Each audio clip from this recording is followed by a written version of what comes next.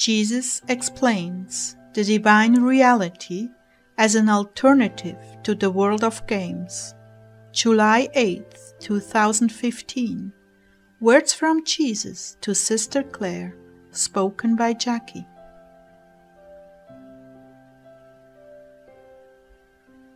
Claire began, "O Lord, I feel so totally inebriated in your love." "And I in yours, Claire." "Really?" "Yes, you remember little Pantutu.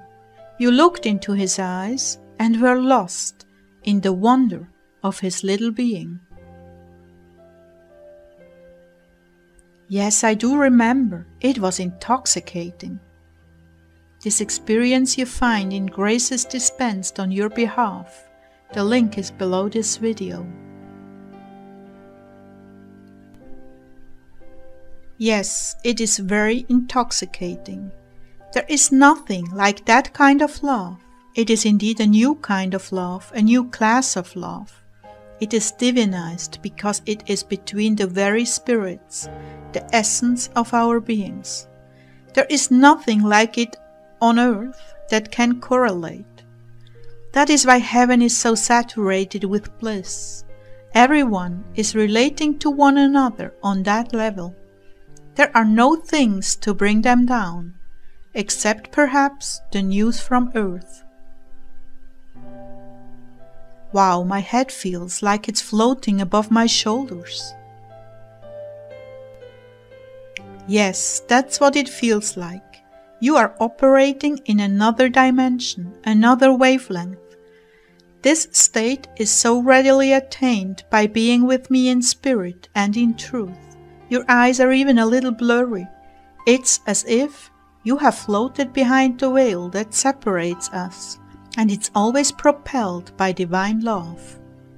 This is at the very core of all miracles, this longing to love. It is responsible for bilocations, for being lifted up physically off the ground, for the manifestation of miracles, for the ability to overcome everything in this world you are now living in. All can be overcome by this superabundant love. Is this what yogis do? In a manner of speaking, yes. They control the wavelength of their thoughts, and that brings them into this state. However, it is different than divine love. It is more artificial, in the sense that it is attained by means other than knowing, longing, and serving me. But for you, it is a natural consequence of your service to me. My happiness permeates all that you do or touch and divinizes it. Music, art, teaching, praying, serving, all of these actions can be divinized in transports of love as the soul draws nearer and nearer to me.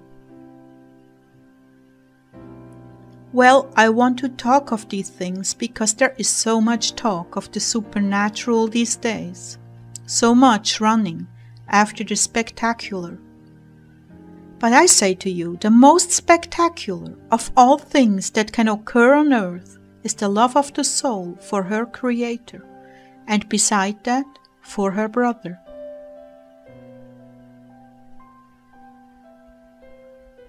There are different ways to attain these disciplines, many different ways, but the very best is the desire of love. This is what brings you into the miraculous.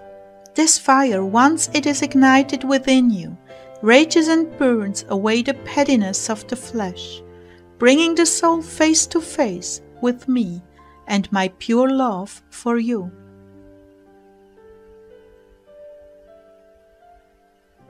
You are in that altered state of supreme peace. I have brought you here with me, my love, just to instruct you about these different dimensions and their access. This is why you love your cats so much. They slip into this state when they are around you. Satan has a counterfeit for everything. This state of mind was reserved for worship and camaraderie, never just to be used as a private tool of manipulation or mind control. But if one discovers the principles, they can in fact be put in place without the substance, love. This is another reason gaming has become so wildly important in the lives of people. It again transforms out of this reality into a nether-like reality, where you become what you imagine. This is also the precursor to witchcraft, dangerously close to that altered reality, manipulated by the mind for evil purposes. That is, exerting the human will on the free will of another to overpower and obtain a selfish and short-sighted result. The power of the mind is beyond reckoning, and it is a sad thing when ability overshadows morality. These things are not meant to be had supernaturally independent of divine love. This is an abuse and premature use of the mind. Yet anyone can access it to their detriment, if their motive is not pure love that I capture in a sense and use to transform a soul into a divine reality. In other words, it is like healing skills. If not done strictly from a motive of love, brotherly or divine love, it can become a temptation and even a weapon in the hands of souls who are not given this gift by me.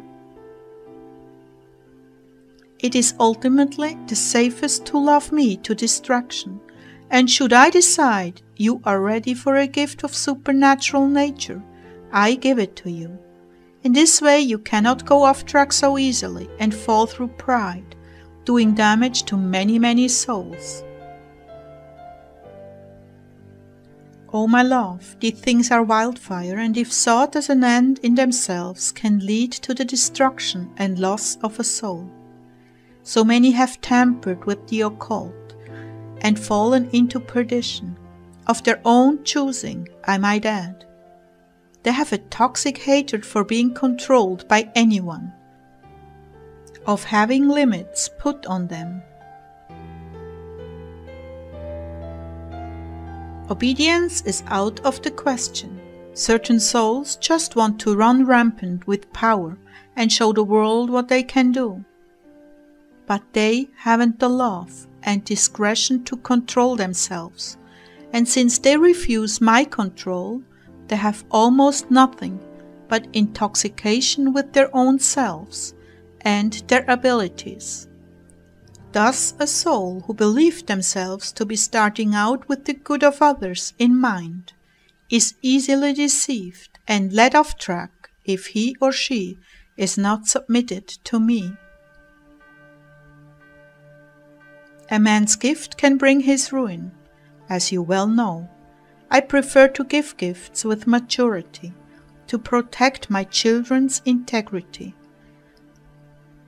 I'm explaining all this to you because you live in a society that is constantly pushing the limits, electronically. There are many specters of control being used against you. By that I mean energies being used by spirits and electronically to create chaos in the human mind and separate you from me. That is why quiet time, worship, and prayer are so important. Your spirit can very easily get out of alignment with me once you are steeped in the doings of the world. That does include gaming and certain infused evils that are veiled under a mask of innocent fun. Gaming is very addictive, very dangerous, and very deliberately corrupting the higher levels of human thought and desire. It is hard to explain, but I think you get the picture. There are many young people who are held captive in this altered reality of gaming. It takes over the mind and provides a means of escape from the pain of this world, without offering a way out of the trouble. You begin to live in the other reality where it is safe, where you are in control and isolated from harm. Why have I brought this up? Good question. You are dealing with a lot of souls who have fallen into confusion about the purpose of their lives because of gaming. This world is so hard to deal with that eventually, if you have a means of escape, you take it and put off dealing with the real problems. If you don't wake up, you fall down the rabbit hole into a make-believe existence, where the only way to relieve the pain of failure is to play another game. Ask anyone who has been delivered from this, and you will see clearly what I'm telling you. So what is the cure for this? Being drawn into my presence, my love, my reality, my dimension. Into me, where everything is supernatural. The God dimension. This happens when you worship, when you pray, when you meditate on my word. You step out of yourself into another reality, another dimension, my world, my reality, where I have all the answers, all the strength, and all the love you could ever want or need. Gaming is Satan's answer to the suffering young people deal with from day to day. Being with me is the real answer, being drawn into my dimension. But don't people need a little recreation? Yes, but that kind of recreation is more powerful and has more potential to distort the life than the simpler things. It looks innocent, but examine the fruit. Not only that, but it is deliberately designed to be addictive.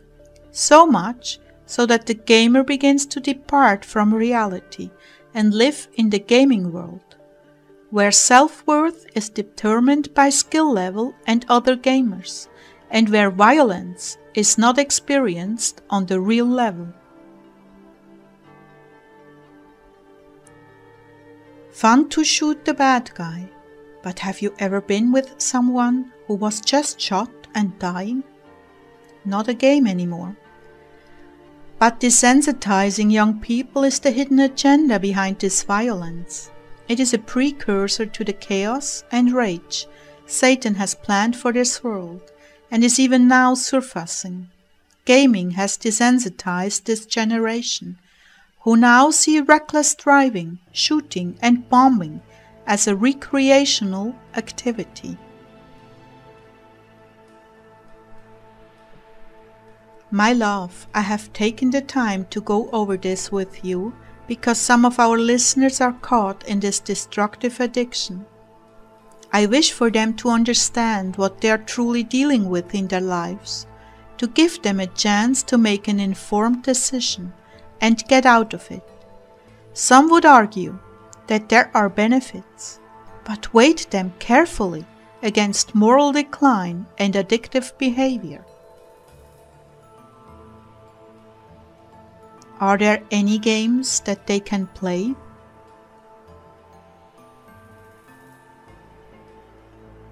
The rule is, anything that is sinful depicts suffering, rebelliousness and anarchy, violence, war, destruction. Anything like that is not healthy. There are simple little games, educational and to increase mental abilities and innocent, creative fun, like building cities, golf and the like. But if one becomes addicted, then you have a problem. Be ever so careful to examine the game and its goals before you get involved in it. There is nothing wrong with innocent fun. It is the sinful that should never be a part of your life. My children, I'm not trying to deprive you of all fun. I'm asking you to be smarter than the devil and look beyond the fun to see what things you are learning and being introduced to. I'm asking you to consider the loss of time when you become so addicted to the game you lose track of your life. Where you are going, who you are serving, what is happening to your goals in life, your true purpose. Consider these things and be advised that if a man scoops fire into his lap, he will get burned. Be wise as a serpent and gentle as a dove. Your adversary has thousands of years of practice corrupting human nature. Stay in obedience to me, and you will be protected. Yield up your will. Lord, please reveal to me that this is not pleasing to you, and I will stop. And expect me to do it. There is little as pleasing to me than a soul who values obedience above their own desires. I bless you now to see through my eyes the things that you are giving your time to, and the courage to let go of them, if need be.